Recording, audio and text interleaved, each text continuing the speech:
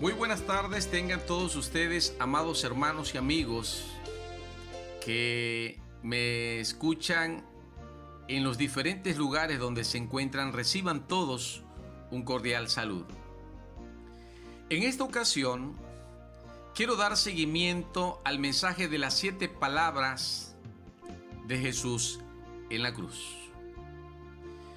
Durante los 3 años y medio del ministerio terrenal de Jesús, Él predicó muchos sermones, dio muchísimas enseñanzas, habló en parábolas, pero en las últimas horas de su vida, Jesús pronunció solamente 7 palabras, ya no en un monte, ya no en una sinagoga, ya no a la orilla del lago, no en una barca, sino en la cruz donde Él derramó su sangre por nosotros.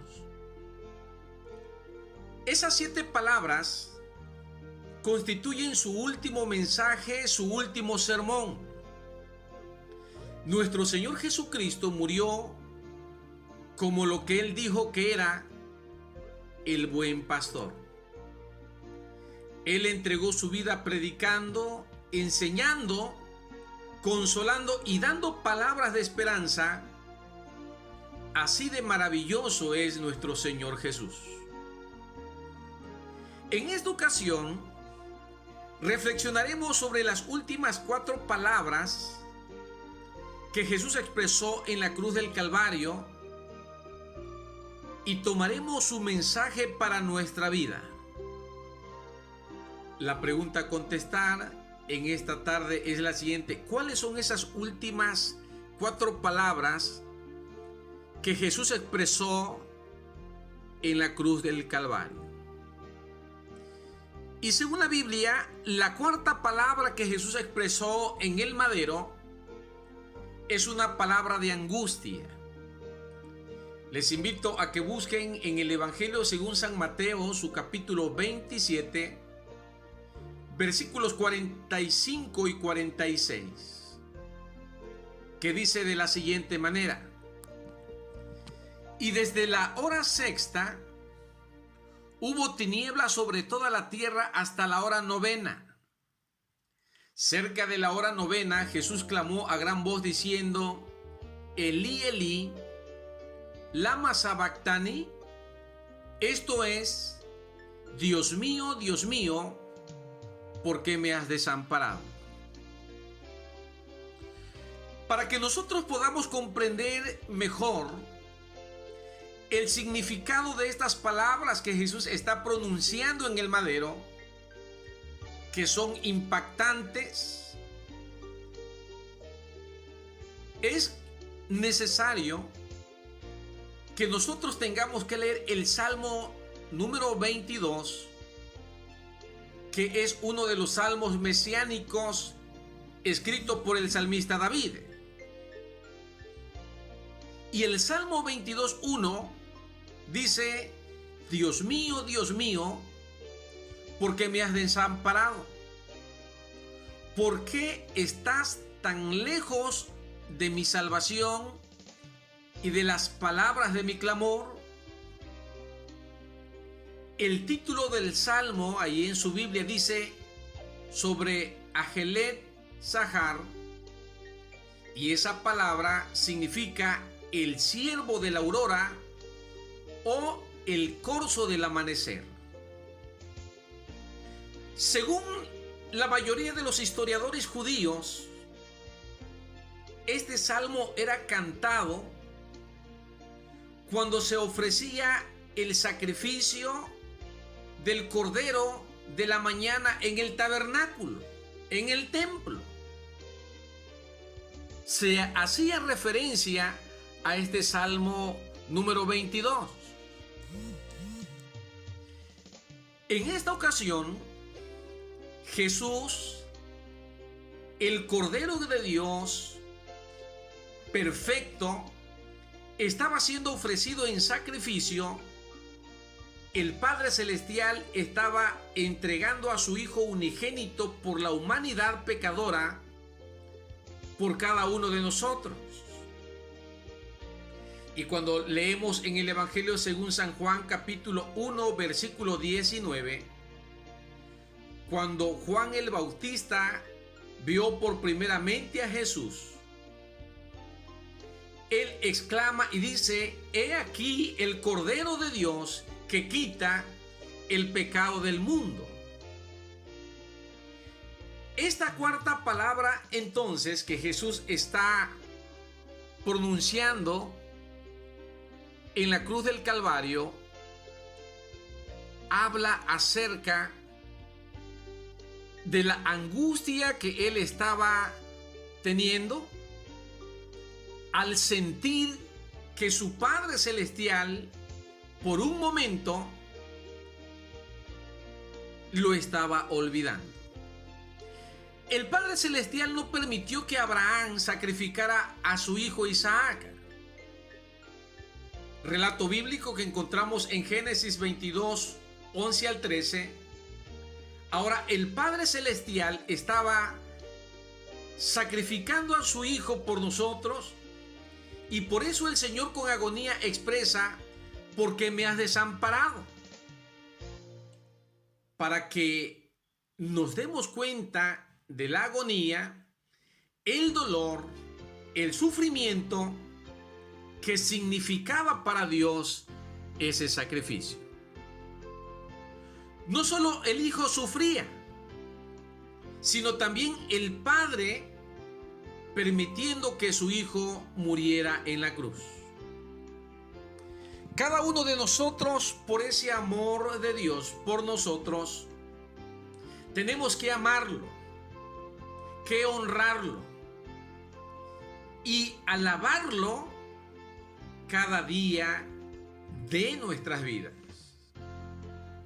Por el sacrificio, porque Él derramó su sangre en beneficio de nosotros, Dios quiere que podamos nosotros honrarlo y alabarlo cada día de nuestra vida. La quinta palabra de la cual la Biblia nos habla es una palabra de agonía. Y esta palabra la encontramos en el Evangelio según San Juan, su capítulo 19, versículo 28, que dice de la siguiente manera: después de esto, sabiendo Jesús que ya todo estaba consumado, dijo, para que la escritura se cumpliese: tengo sed.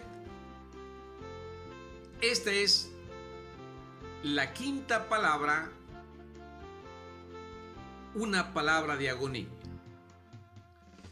Tenemos que comprender que uno de los sufrimientos más grandes para los que morían crucificados no eran solamente los clavos, no solamente en que ellos habían sido flagelados. Cristo fue sometido a 30 azotes menos uno. No solamente esto era el sufrimiento, sino que en este momento Él estaba sufriendo la deshidratación, la pérdida poco a poco de la sangre, la fiebre por la insolación, por las heridas infectadas. Eso hacía que la boca se secara y que la lengua se pegara al paladar. El salmista, escribiendo en el Salmo número 22, su versículo 15, viendo por el Espíritu los sufrimientos del Mesías, habló acerca de este momento y dice Salmo 22, 15: como un tiesto se secó mi vigor y mi lengua se pegó a mi paladar, y me has puesto en el polvo de la muerte. Esta palabra que estamos estudiando en esta ocasión tiene un doble mensaje para nuestras vidas. Primero, Él entregó hasta la última gota de su sangre por amor a nosotros. Sufrió hasta lo último por amor a nosotros. Y la pregunta que surge es, ¿qué estamos dispuestos nosotros a sufrir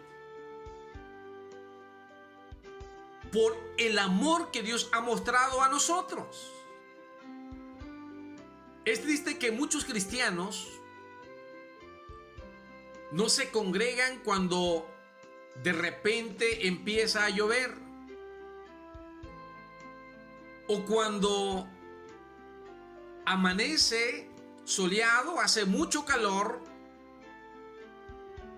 Muchos toman como pretexto este tipo de situaciones. Y la palabra del Señor nos enseña que la sed del Señor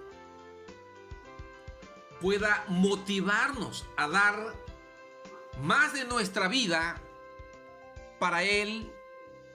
Dios quiere que nosotros podamos darle la honra y la gloria que Él merece como parte de su pueblo que somos. Pero en segundo lugar, el Señor sufrió la agonía de la sed para que nosotros no sufriéramos sed espiritual. Así como Moisés golpeó la roca en el desierto para que brotara agua, así Cristo, que es nuestra roca fuerte, Él fue golpeado para que nosotros pudiéramos beber del agua de la vida eterna. Él sufrió en el madero para que nosotros no pudiéramos sufrir esa sed espiritual. Dios quiere que en este sentido también nosotros día con día podamos saciar nuestra sed espiritual en esa roca, en esa fuente que es Jesucristo mismo. En sexto lugar, la sexta palabra es una palabra de esperanza. Esta palabra la encontramos en el Evangelio según San Juan, su capítulo 19, versículo 30. Si me va siguiendo, le invito a que me ayude a leer, por favor. Dice: cuando Jesús hubo tomado el vinagre, dijo: consumado es. Y habiendo inclinado la cabeza, entregó el Espíritu. Jesús dejó bien claro, amados hermanos y hermanas, que su obra redentora no quedaba a medias, sino que estaba terminada, que su misión había sido cumplida. Y por eso expresó la palabra griega tetelestai, que en español significa consumado es. Esta palabra griega tetelestai es una palabra rica en significado. Tenía varios sinónimos. En el tiempo bíblico, y cada uno de esos significados fueron cumplidos por nuestro Señor Jesucristo en la cruz. Primero, tetelestai o consumado es, era usado cuando en una batalla el general del ejército, después de haber obtenido la victoria, subía a un monte alto y gritaba tetelestai o consumado es. la batalla ha sido consumada, ha sido ganada. Y cuando Jesús está expresando en la cruz del Calvario estas palabras, Jesús está enseñando que Él en ese momento estaba ganando la batalla contra Satanás. Dice Colosenses 2, versículos 14 y 15.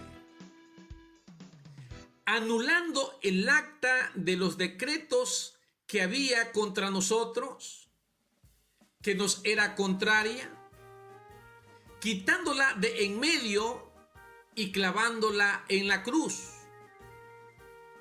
y despojando a los principados y a las potestades, los exhibió públicamente, triunfando sobre ellos en la cruz. Cuando Jesús está declarando esa victoria, consumado es, Él estaba obteniendo la victoria y estaba anulando el acta de los decretos, dice Colosenses 2, que había contra nosotros y que nos era contraria. Y todos esos pecados que nos alejaban, que nos separaban de Dios constantemente, Él quitó esa acta de los decretos y dice, la clavó en la cruz. Despojó a los principados y a las potestades y obtuvo un triunfo sobre ellos. Pero otro significado también, otro sentido que se le daba en el tiempo bíblico a esta palabra tetelestai, también era una palabra usada en el comercio. Cuando se cancelaba una deuda se decía tetelestai o consumado es. Es decir, la deuda está cancelada. Y cuando Jesús está exclamando esa palabra, Él está declarando que Él está pagando nuestra deuda con Dios. Él nos justificó. Y por medio de Él tenemos paz para con Dios. Dice Romanos 5:1, justificados pues por la fe, tenemos paz para con Dios por medio de nuestro Señor Jesucristo. Y es muy hermoso el himno 167 que traduce el hermano Vicente Mendoza. En el himnario evangélico presbiteriano, el himno número 167 se titula Jesús pagó mi deuda. Y dice la primera estrofa, Jesús pagó mi deuda y libre puedo estar, salvóme en el Calvario, muriendo en mi lugar. Y el coro dice, murió por mí.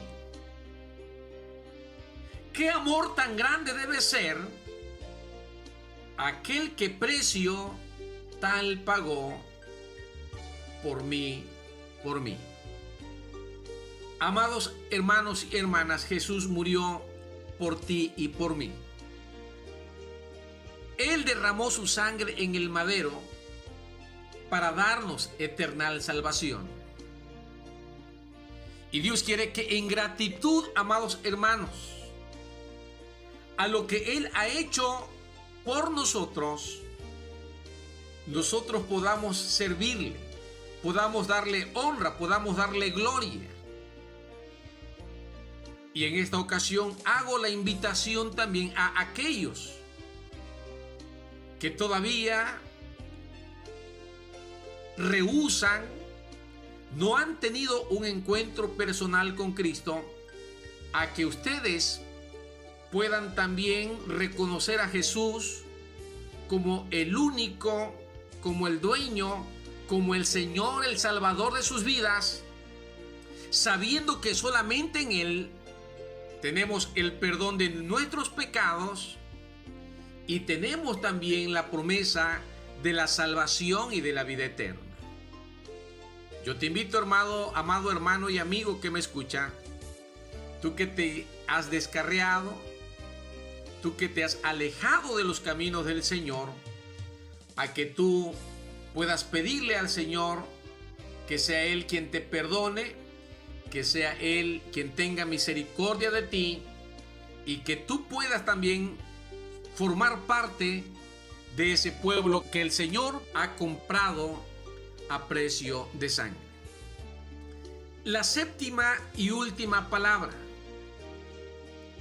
es una palabra de confianza.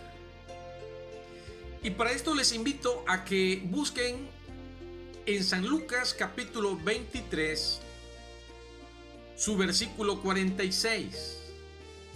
San Lucas 23, versículo 46. Y leemos juntos la palabra del Señor, que dice de la siguiente manera: Entonces Jesús, clamando a gran voz, dijo: Padre, en tus manos encomiendo mi espíritu. Y habiendo dicho esto, expiró. El evangelista, según San Lucas, está relatando, está tomando ese tiempo, ese momento en que Jesús está llegando a lo último de su vida terrenal. Y dice: y habiendo dicho estas palabras, es decir, cuando él está encomendando sus manos al Señor, dice, expiró. Jesús estaba confiado que al morir no estaría más solo. El Padre estaría con él. Sabía que su vida no quedaría a merced de la muerte ni de Satanás, sino en las manos de Dios. Su cuerpo sería bajado de la cruz por los soldados romanos y entregado a José de Arimatea para ser sepultado. Relato que encontramos en San Marcos capítulo 15, versículos 42 al 46.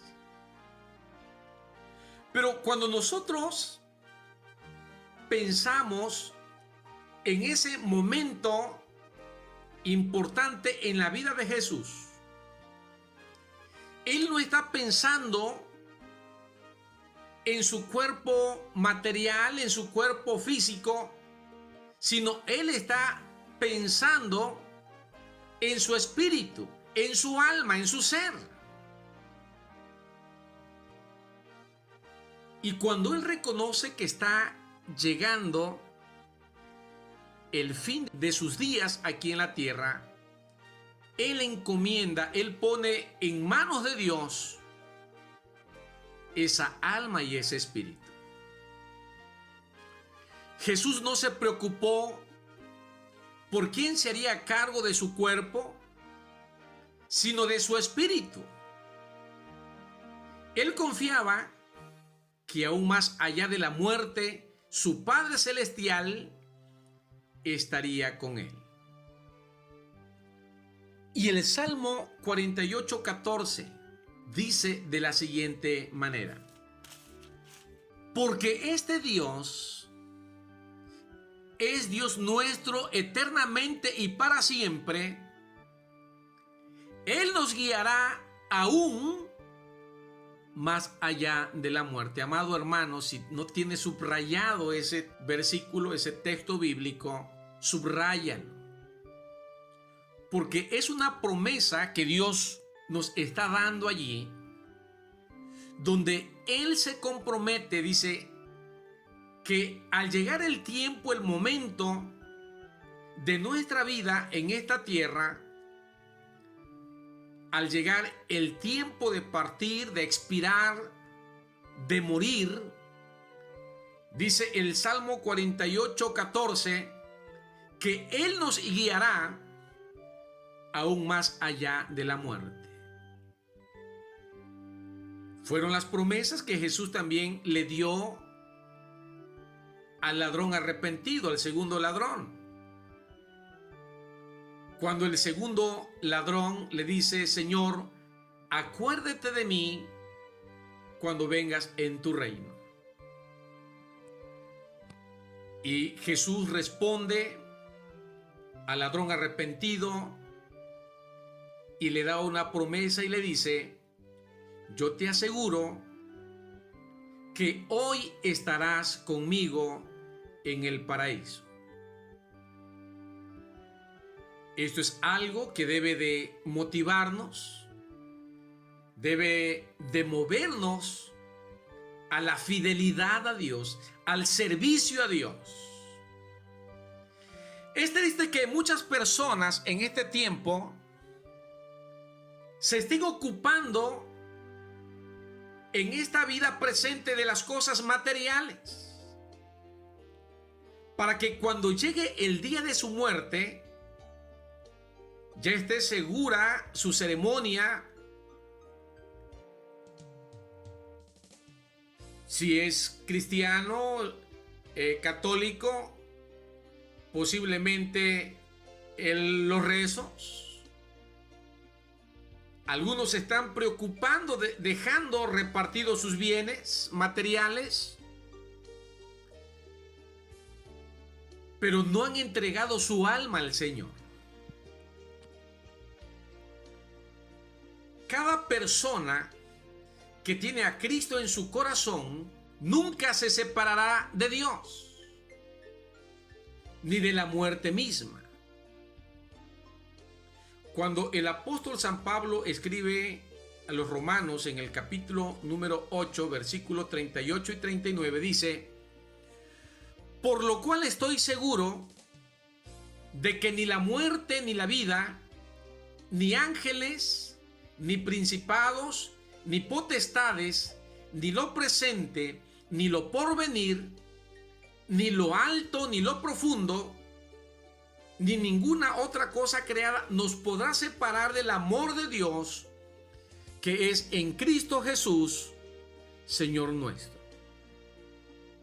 Amados hermanos y amigos, el Señor nos invita en esta tarde a que si nosotros ya le hemos conocido, le hemos aceptado como nuestro único, suficiente y personal Salvador, a que nosotros podamos seguir perseverando en la fe, seguir dándole la honra y la gloria, podamos servir en su obra. Pero el Señor nos invita también a aquellos que todavía no han tenido un encuentro personal con Cristo, a que ustedes puedan reflexionar en esta enseñanza de Jesús desde la cruz, que puedan creerla, hacerla suya y en humildad de corazón puedan pedirle al Señor que sea Él que tenga misericordia de ustedes y que pueda obrar los cambios necesarios de tal forma que ustedes puedan vivir para la gloria del Señor. Oramos.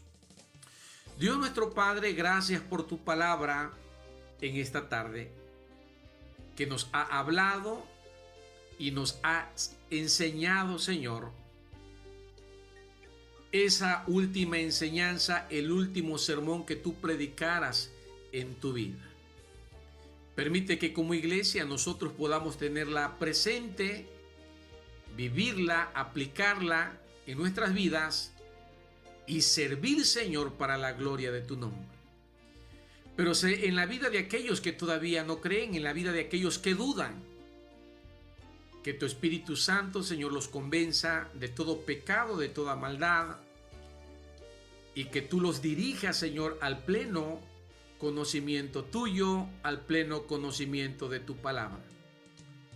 Confirma, Señor, tu palabra que fue leída, que fue explicada, y que derrame, Señor, bendición sobre la vida de tu pueblo, de tu iglesia, sobre la vida, Señor, de todos los que la han oído en esta ocasión.